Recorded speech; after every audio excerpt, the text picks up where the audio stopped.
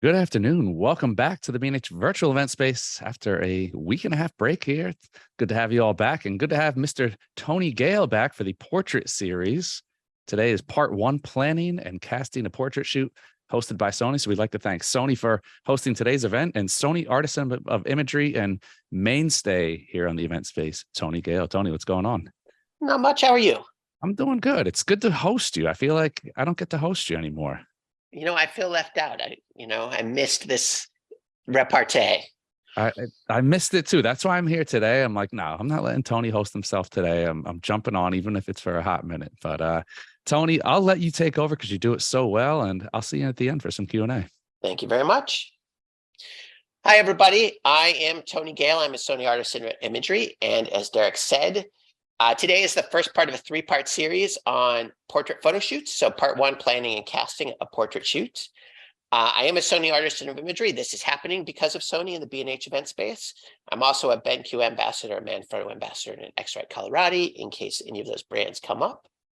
And I am a commercial people and portrait photographer based in New York, some editorial, some corporate, some advertising. I shoot for a range of clients, but almost all of it is people and portraits. And I know this looks like a lot. Coming up, we've got a bunch of stuff. We have parts 2 and 3 of this series, creating portraits in studio, creating portraits on location. And part 4, post-production image delivery. I forgot about that one. Splashes and pours with Sony Speedlights. A couple lesson and critique series is where I'll do a presentation and a lesson on a topic.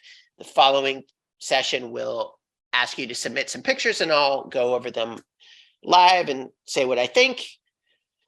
And then we have 3 photo walks, a portrait photo walk on April 24th, Central Park Waterfalls at May 8th, and another portrait photo walk on June 20th. Also, a couple things I want to mention for those of you who don't know, those of you who have seen me before, this will all be old hat.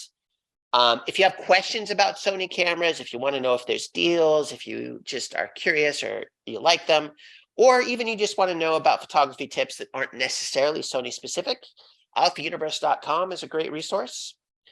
Also, Sony introduced this fall the Sony Alpha Universe forums. It's a very pleasant, so far I'm not seeing a single troll, place to ask questions if you're like, how does this work on my camera? Or, hey, look at these cool pictures or whatever. The Alpha Universe forums are free. You can get to them at alphauniverse.com. Just go to community and then community forums. There's also the Sony Alpha Female Facebook group where they are continuing to do micro grants every week, $500 micro grants based on a specific topic. You do not have to identify as female to enter. It is also a very pleasant Facebook group. We know not every photo group on the internet is nice. The Sony Alpha Female group is great. It's moderated. I haven't seen any trolls there either. And then in addition to what I have coming up, right after me, today we have Monica Sigmund. Well, not right after, an hour after I finish. Monica Sigmund doing Welcome to Our World. Monica is another Sony Artisan, great photographer. Looks like in May, aside from what I'm doing, Autumn Schrock is doing a yoga for photographers thing and shooting landscape with telephoto lenses, which I'm a big fan of. And then Scott Robert Lim, another Sony Artisan, is doing cinematic weddings with constant light later in May as well. So stay tuned for all of that. All right, so I'm going to be doing planning and casting a portrait shoot. So why a portrait photo shoot? So one thing, I've been thinking about this a lot, especially with AI coming along and seeing a lot of really interesting things people are doing with AI. An AI image, to me, is an image, right? It's obviously not a photograph because it's created digitally. It's an illustration, although I've seen people argue about that too. To me, a portrait photo shoot is interacting with a specific person and trying to capture a piece of their personality. And that can only be done in real time for me. Like, I'm not taking a conglomeration of existing images and trying to make something, creates an illustration of that person. It's like a painting or whatever, that's fine. But to actually capture that moment, to interact with them and get them to loosen up and feel relaxed and respond to what you're saying and really get that moment, that's why I like portrait photo shoots. You meet new people, you go to interesting places, and you really put someone at ease and create something new. That's why, even with AI coming up, I still think portrait photo shoots are very important. And I think there's a lot of value to that. So today we're going to be going over planning and casting a portrait shoot, concept, gear, casting, and location. Also, I should mention, if you have comments, please put them in either the question box or the Q&A or whatever, depending on what platform you're watching on. And any questions we'll try and get to at the end. Derek will let me know what they are when they come up.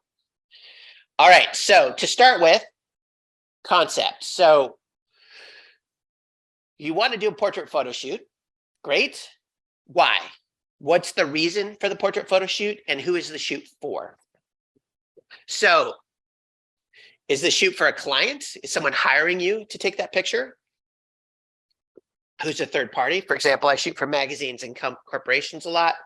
You know, maybe a magazine editor calls me and says, we want a photograph of this person for our March issue. Well, it's too late for that. For our July issue. So then there's a client who's asking me to take that photo shoot, and everything from here on forward has to take into account what their needs are. For example, there's a magazine I used to shoot for a lot where if I was going to shoot a cover, I knew I needed a vertical for the cover with space on the sides for copy and on the top for copy for the masthead or for the title.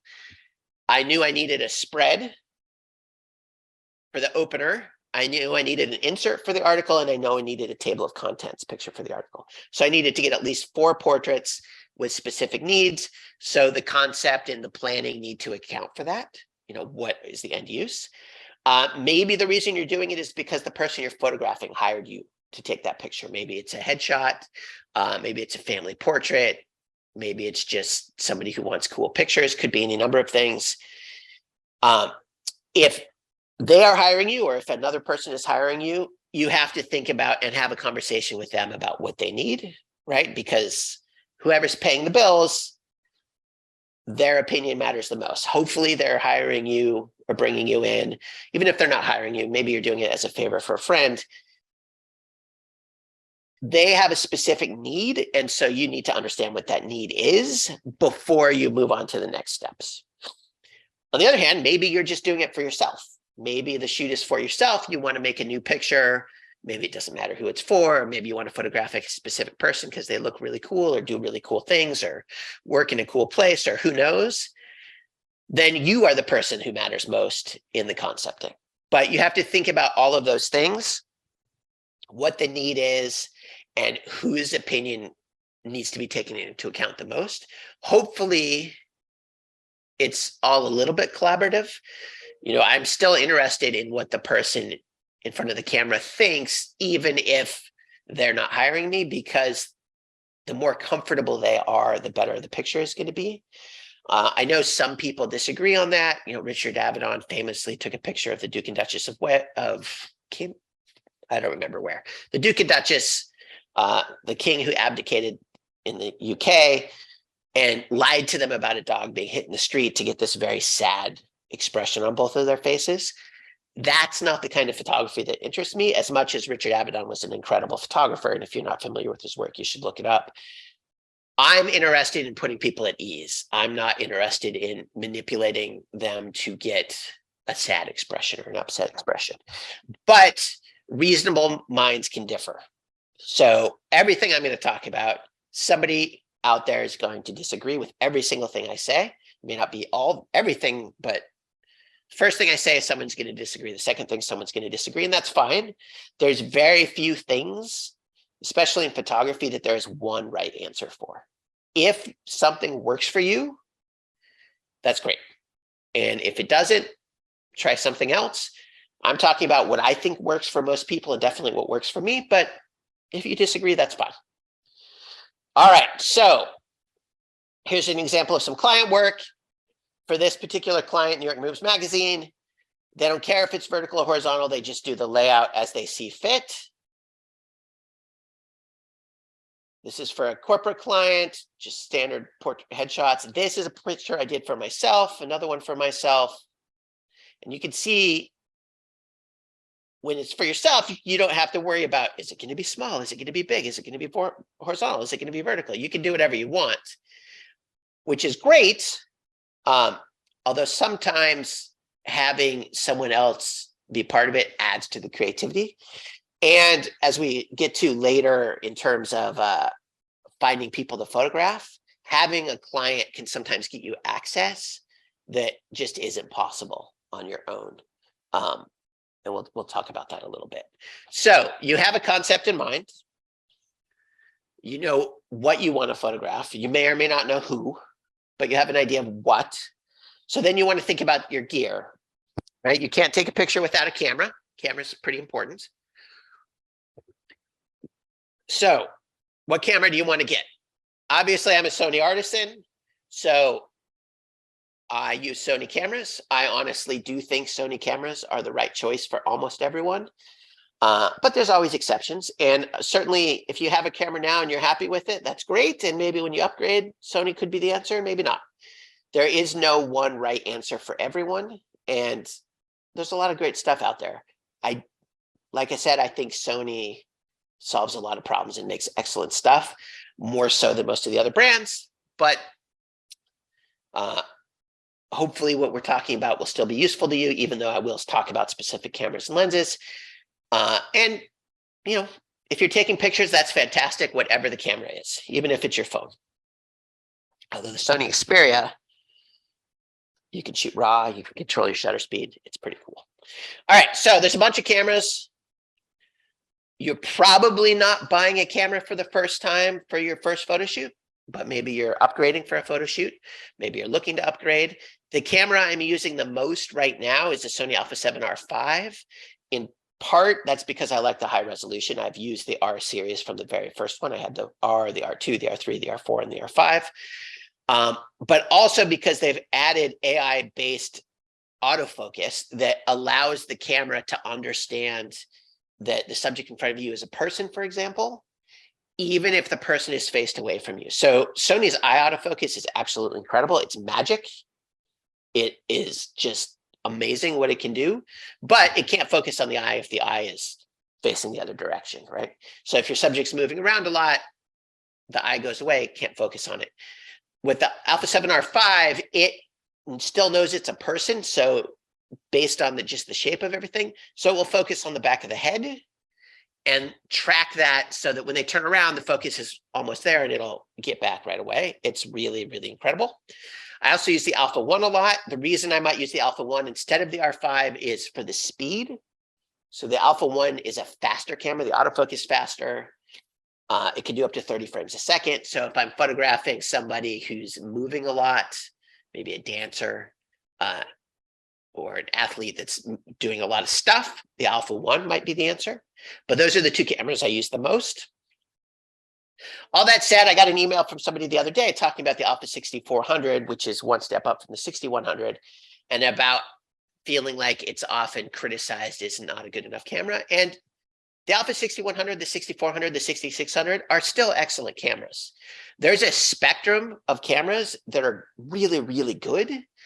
Yes, you will get more faster autofocus, higher resolution, maybe better ISO performance, all those things, maybe as you spend more money. But that isn't to say that you can't get amazing photos with something like the Alpha 6100 or the 6400 or the 6600. You can absolutely get great pictures with those cameras. And there are people who prefer the compact size. There is, like I said, no right one answer for everyone. So I just wanted to put that in there. All right, so you've got whatever camera you're going to use. If you're doing a professional shoot, I really encourage you to bring two cameras just in case. I've certainly had situations where something weird happens and I switch bodies, or where I have two setups and I'll use two cameras, or have one lens on one camera, one lens on another camera. So there's a lot of lenses out there in the world. There are certain lenses that are considered portrait lenses. You can certainly take a portrait with any lens that exists. It may or may not be flattering to your subject. It may or may not solve the purpose of what you're taking the portrait for. But I mean, you could shoot a portrait with a 14mm if you wanted. You could shoot it with a 600mm if you wanted. That said, generally the portrait range is like considered 70 millimeters to 150 millimeters, somewhere in there is sort of the standard portrait range. I put in several of the lenses I really like for portraits. The 70 to 200 GM2, absolutely amazing, super fast autofocus, incredibly sharp. I like long lens portraits. I think it could be a really useful lens. The 24-70-2.8 GM2, also super fast, also great, very, very sharp. This lens in particular, I like for its versatility. That standard zoom range, 24 to 70. I can get fairly tight. I can shoot wide. If I'm doing something where I need to move around a lot and change things a lot, I absolutely want to use a zoom over a prime just for the speed. So instead of moving back and forth or taking the time to switch lenses and maybe losing some of that interaction and communication with the subject, I can just zoom. So 24-70, very versatile. The 85-1.8, the Sony 85-1.8, I think is one of the best lenses, dollar for dollar, that there is. It's $600.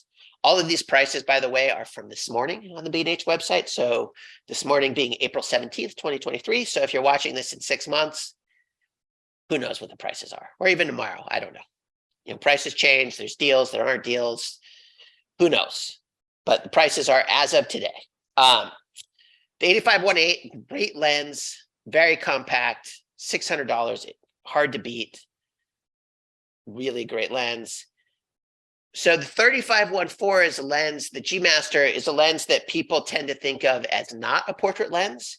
However, I realized after years of looking at pictures I'd taken with a 24-70 that a lot of times when I did an environmental portrait with a lot of the environment, I was at 35 millimeters.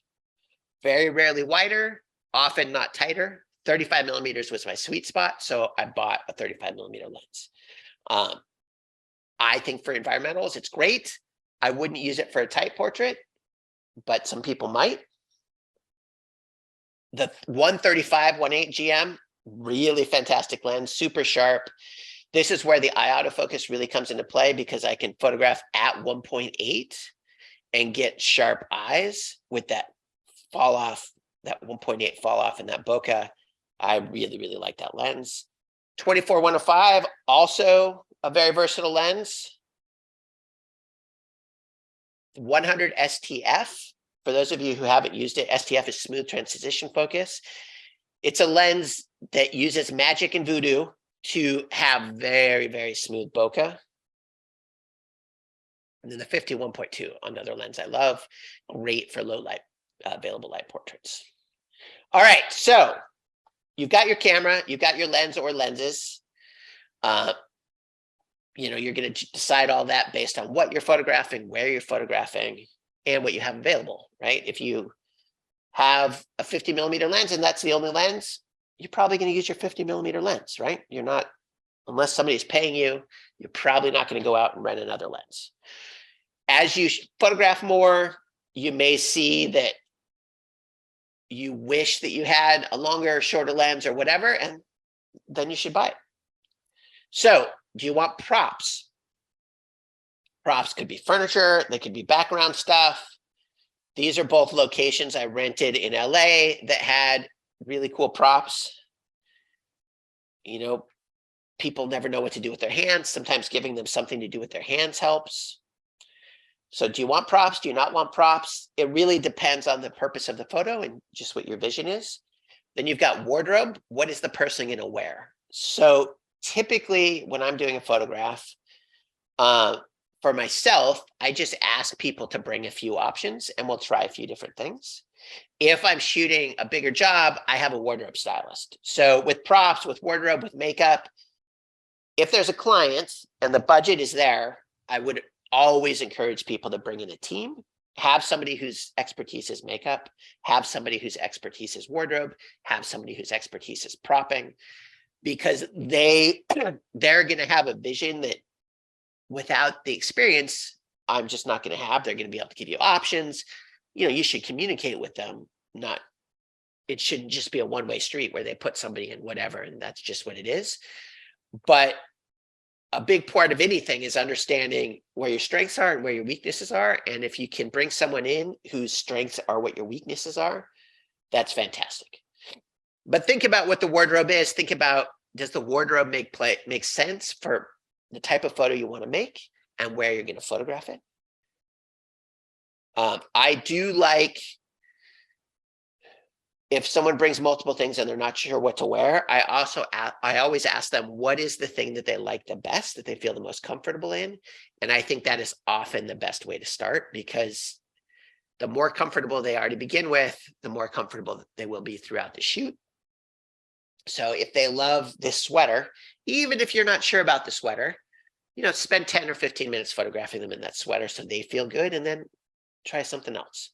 So this gentleman, for example, outfit 1, outfit 2, outfit 3. If you have the time, try different things. It is both helpful if you're trying to deliver multiple images, because it's much more interesting if you're giving somebody 6 images, if they're not 6 images that all kind of look the same because the light is the same and the wardrobe is the same. I think it's better if it's 2 pictures in wardrobe A, 2 pictures in outfit B, 2 pictures in outfit C, or whatever. It just makes it feel like it wasn't just variations on the same thing. All right, so you've got your camera, you've got your lens, you've got your props, you've got your wardrobe, you've got your lighting. What lighting are you going to bring? So some of that is going to depend on if you're shooting in studio or on location, in indoors or outdoors. Do you want something big and soft?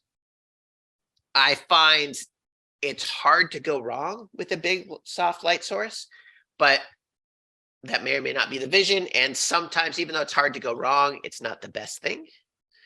You know, available light can be beautiful. I think if it's a sunny day, move into the shade, bring some fill. Late afternoon light where you get that beautiful warm tone. Another big soft light. Mess around with some colors. Maybe try black and white. Strobe outside, adding it with the existing light, with the daylight, combining the two. Constant source outside, that works great if you're in the shade. If you're not in the shade, if you're in direct sun, any constant source light that you can easily carry around is probably not going to be powerful enough. Somebody else may disagree. In next month, when Scott Robert Lim does his wedding stuff with constant lights, he may disagree. In my experience, I'm only going to use constant lights outside if I'm in the shade or if it's a cloudy day. Speed lights, portable, very easy to use. Bigger strobes, or speed lights, bigger strobes again. So one limitation with lighting is going to be the space you're in.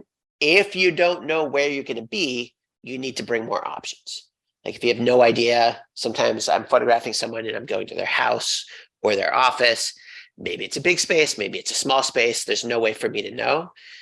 I tend to like big soft light sources because they're so forgiving, but if the space isn't big enough for a big soft light source and that's all I've brought, that's a problem, right? I have to be able to solve the solution. To solve the problem, I have to be able to create a solution. I have to be able to make every situation work. So options are important. Ideally, if you can get someone to send you photos of wherever you're going to be photographing, if it's going to be a location, you know, oh, you know, my living room looks great. Let's take the picture there. Fantastic. Take a couple pictures with the phone, send them to me so I can get a sense of it. Most of the time people will do that. Sometimes the pictures aren't that helpful, but it at least gives you an idea. So this was the mayor of Washington, D.C. at City Hall. Strobes with a little diffusion for the sun. There's a lot of different lighting. I will get more into the lighting when I talk the next couple about studio portraits and location portraits, because it gets more specific. But just to do a high level overview, and then other. So it's not as simple as just a camera, a lens, a light, and your subject.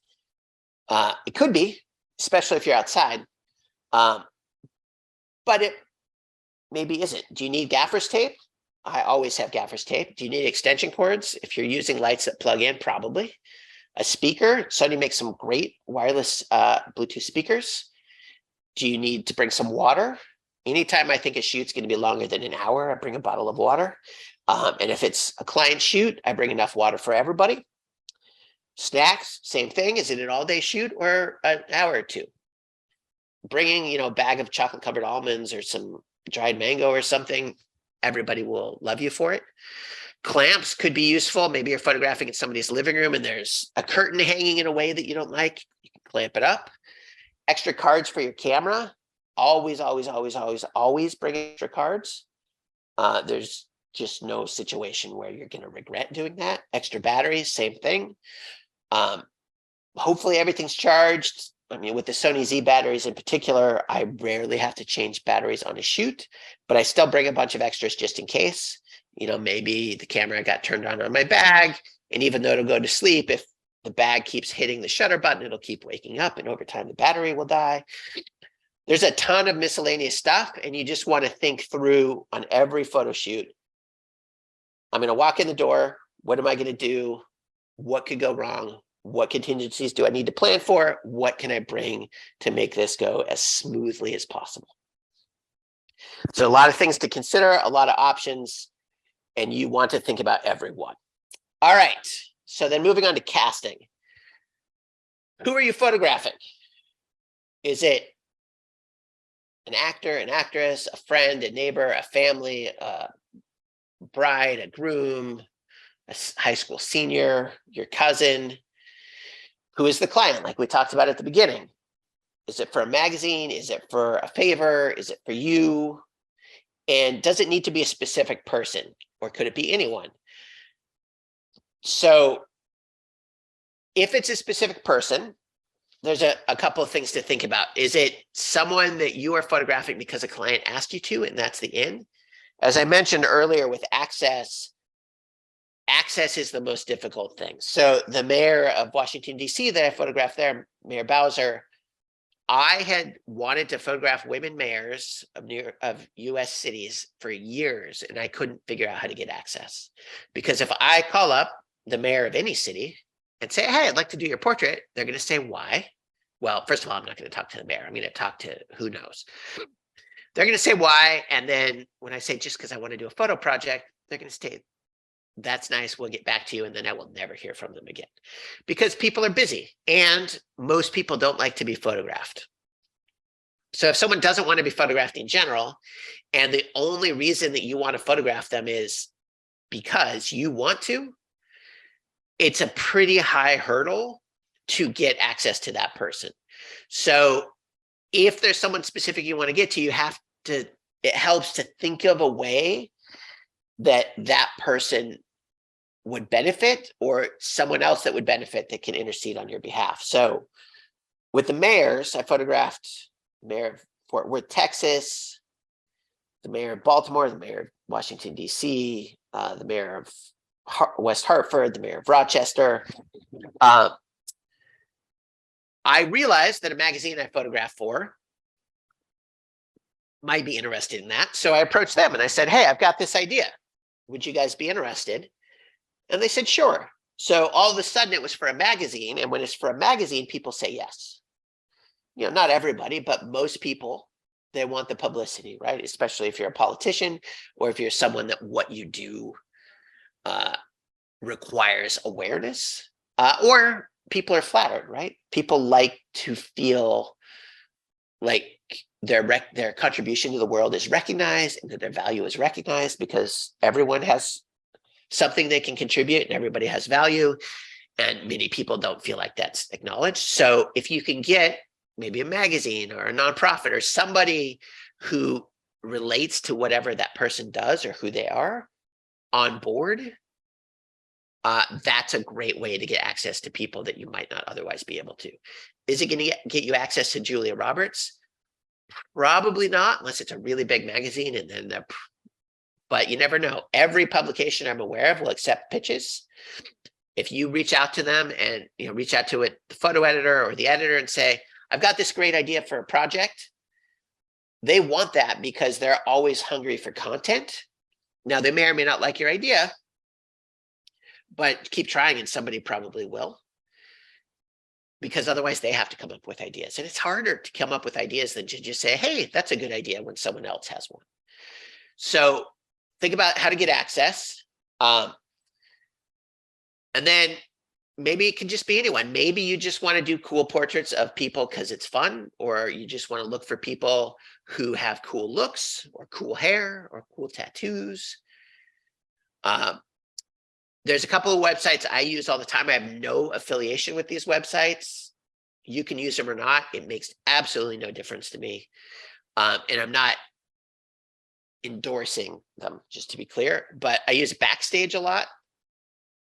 So at Backstage, you do have to, at least in the New York area, you have to pay for a post. I think it's $25. If you do a posting on a casting website, you want to be as specific as possible. I'll say what I'm looking for. And generally, when I do a casting like this, I'm not looking for specific things. So I will say, I'm not looking for a specific look. You'll want to, but if you are, be clear about that too. Maybe you only want people with black hair, or maybe you only want people with nose piercings or whatever. If that's what you want, be clear about that. And if you're not looking for something specific, be clear about that too. Be clear about how the photo will be used. So I usually say the photos might be used for stock. The likelihood of that is extremely low. It's mostly so that if someone approaches and asks to license a picture I've taken, that's been communicated and I have a model release. But if you want to sign a model release, tell them that. I would include your website, because let's imagine you're someone, especially who's newish to the industry and looking to build up your portfolio. And you see a casting, someone's looking for pictures of people, and you have no idea if this person is a good photographer, a bad photographer. Obviously that's subjective, but maybe the style of work they do is not what interests you. So if you include a link to your website, it's going to make people feel more comfortable, and people who aren't interested aren't going to respond, hopefully. It is true that sadly, often a lot of people don't actually read the entire casting. So I will often tell people, when you respond to my casting, tell me what your favorite color is. And I'll put that in the last sentence or two so that people only see it if they read the entire thing. And then anybody who doesn't tell me their favorite color, I can just filter out because they didn't read the whole casting. And it is a drag when you reach out to someone that looks really cool, and then they're like, oh, what is this? Oh, no, I'm not interested in that. So you've wasted time. You've waiting for them to get back to you. It's just annoying. So if you say, tell me what your favorite color is, and they say, hey, my favorite color is blue, you know they read the whole thing. And so their interest level is likely higher. I typically, because I might license the picture, hypothetically, most of the time it's not. But I do use them in things like this. I will often pay people $25. Maybe that makes sense to you. Maybe it doesn't. I know plenty of people that don't pay anything and just offer pictures. I pay people $25 normally, plus 5 pictures of their choice for personal use and their own self-promotion, not for a company's website or anything like that. Then that has to actually, they have to pay me. I'm not going to pay them. How that works is up to you. How many pictures you might want to give someone is up to you. But like anything, you want to think of it as what works for me and how can I make it work for the other person as well. You know, if all it is I'm taking a picture of them and they get nothing, why would they do it? You know, if it's for a publication, they get publicity. That's why they do it. But if it's just you building your portfolio or practicing or just wanting to do more pictures for Instagram or whatever, and I do a lot of pictures just for myself, just because I think it's important to be shooting as much as you can. It needs to benefit them as well. So you want to be as specific as you can. There's also a website called Casting Networks that I've used a lot. They did update their website, and I find it much more confusing than it used to be. There are other websites as well. I'm sure there's stuff I don't even know about. There are websites that are probably a little sketchy, so really pay attention to what the website looks like and how people are responding. If the website is free for everyone, I find that the flake factor is quite high. So I used to do Craigslist a lot for people, and I found that 2/3 of the people that I scheduled just wouldn't show up. And that's, that's a lot. That's a waste of time if I'm renting a studio, or if I'm, standing on some street corner going to Central Park waiting for someone and they don't come. That's really a drag, especially if I have someone scheduled at 1 and then somebody scheduled at 2:30 and then someone scheduled at 4 and the 2:30 person doesn't show up. Then all of a sudden I'm sitting there for 2.5 hours and I can't leave because I've got a 4 o'clock. One way I do get around that with all of these things is I will typically schedule 2 or 3 people at the same time. And then if I'm shooting for myself, and then I will rotate through them. So I'll photograph person 1 can go change into their second outfit. I'll photograph person 2, then person 1 comes back. And then if someone doesn't show up, it's less of a big deal. But, try what works for you. But how are some other ways to find people? So the access we talked about, referrals. If you have a specific project in mind, I, for a couple of years, did a project on interesting people, where I would ask people to say why they thought someone was interesting, write it down, and then make an introduction. So if Derek thought, Danny was interesting, he could write down, Danny is interesting because he's awesome, or whatever. And then he would make an introduction to me and Danny. And then I would reach out to Danny because Danny was referred by someone he knew, and because it was for something specific and there was a website, all that. I think I only had 1 person not respond. People loved it. It was great. So referrals, if you know someone who knows that person and can make an introduction, that's really helpful. Twice, just as a thing to do, because I don't like to do it. I did a month of photographing a stranger every day for a month. And I would just walk up to people and say, hey, can I take your picture? In doing that, I found that I was more successful getting people to say yes if I could identify something about them specifically that I thought was cool. One of the first things I did was walk up to somebody at a newsstand in the subway, because I thought the newsstand looked cool. And I'm like, hey, can I take your picture? I'm trying to take a picture of someone every day. And he said no, because it was weird to him. Now, if I'd said, can I take your picture because the newsstand looks awesome, he might have said yes. I've told, people, your hat looks cool, your rings look cool, your shoes look cool. In general, when I've said things like that, people say yes. Your mileage may vary. It's going to depend on your personality and who you are.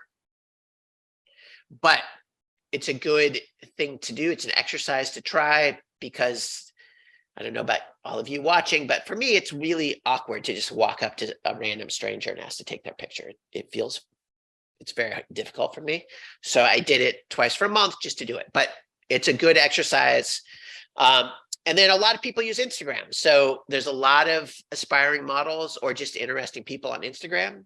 If there's a topic, like maybe you really want to photograph people who knit, I'm sure that there are knitting hashtags on Instagram, and you can start looking through, find people in your city who knit, and then just start reaching out. Instagram is a great resource for that, or even, aspiring models, people that are really into cars. I know a lot of people who are really into car culture and photograph people with their cars or just their cars. There's a ton of options like that. You just have to get out there and see what makes sense to you and give it a shot. All right, so you have your cameras, you have your lenses, you have your other gear, you have your subject and why you're photographing them. And then where is the photo shoot? Is it going to be at studio or on location? For the purposes of this discussion, a studio is anywhere that you can control completely. So it could be your garage, or it could be someone's living room, but it's somewhere where the environment doesn't matter and you can control all of the lighting in the environment. So if you can move the furniture and can turn off all the lights and control everything, your living room can be a studio. If the living room is part of the picture, then it's a location shoot. If it's outside, it's a location shoot. You just have to decide what makes most sense. Sometimes the location is context and makes the picture stronger. Sometimes having a clean background or building a set is stronger. So studio, this was at the Javits Center though. So it was somewhere where I could control the lighting. I put up the backdrop, but it was still the Javits. This was at the Sony booth at the Photo Expo a few years ago. This is location, an actor for a magazine. Location. If you're in LA or ever in LA, the old zoo, super cool place to photograph in Griffith Park. So studio or location, is there a specific place? Is it, as I mentioned before, somewhere where the location matters or adds something? So this was for a sportswear catalog. He's wearing sportswear. He's got a basketball. He's got a whistle. Photographing him by this basketball hoop made more sense. If you remove that basketball hoop, why is he standing here where it's sort of dark and there's trees? That doesn't make any sense. So that location mattered, getting that context. This was for my interesting people project. He was a professor at Cooper Union for like 50 years and in this office for like 45 years. So if I photograph him on a white background, it's not as interesting as photographing him in his space. So the location really mattered. This gentleman was the disability advocate for New York City parks. So we photographed him in a park. This was also an interesting person project. This was just someone who was super organized, and that's why people thought they were interesting. So we wanted to show the organization and just the fact that every trinket was there. Somebody who makes jewelry and clothing. The mayor of Fort Worth, Texas, in front of City Hall. Having some location made sense. The mayor of Baltimore in Baltimore City Hall. So the locations matter. If they do, you want to find that location. You also want to get access. You may have an issue. We'll talk about this when I do the location one. You may need a permit and you may need insurance. If you're a professional photographer, I really encourage you to get insurance. It's not that much. If you're not, see what you can do, see what makes sense. All right, I went pretty quick. So let's see if there are any questions. We'll see if Derek's paying attention. In the meantime, you can find out more about me on my website. You can find more about Sony on alphauniverse.com, Twitter, Facebook, Instagram. And I have a podcast that we're sort of taking a little bit of a hiatus on. I have 1 or 2 more to publish, but I'm taking a little break on that. Tony, we're going to give them another minute here. I'm in shock. There's no questions. I'm going to throw a question out. What's the one thing you see in your years of teaching people, the one thing with beginners and portraits that you see forgotten the most, or I don't want to say messed up because I feel like it's such a harsh term for people starting out. One thing that really trips people up the most. With portraits, that's a difficult thing to say. Lighting, I think almost everyone, myself included, when you start out with portraits, you're paying more attention to the person than you are to the light. And obviously the person is the most important thing, but often if you just move them 5 feet or turn them 45 degrees, just a little thing can make a huge difference, because someone can look amazing and have a great expression and be super relaxed. But if the lighting is really harsh or the background's so blown out that it's wrapping around, then the picture doesn't work. I'm sitting here and I'm like, I like want to ask more and get more out, but I'm like, I know we have more to come. We're in the beginning stages, so I'm going to hold off. I don't want to spoil the entire series with my questions here. Well, you can ask questions. You know, who knows if somebody's going to watch the next one? We don't know. You're right. Well, Elizabeth took the mic out of my hand. She has a question. Do you do children's portraits? If so, what tips do you have for children's portraits? So I have, but very, very, very rarely. I have a 10-month-old daughter, so I photographed her a bunch. I think with children, so bear all that in mind, that I am not a child portrait specialist. So I'll give you my opinion, but it's not as informed opinion, and it's an opinion as someone who does it exclusively. Children are easily distracted, as are we all, frankly. And they can be in a situation where they feel uncomfortable or they feel pressure. And if the child feels pressure, I think it's even harder for a kid than for an adult. So it's really important, I think, for the kid to feel at ease. And often if you just interact with them like they're a person, which isn't always the case, even if they're 4, if you're like, hey, what do you like?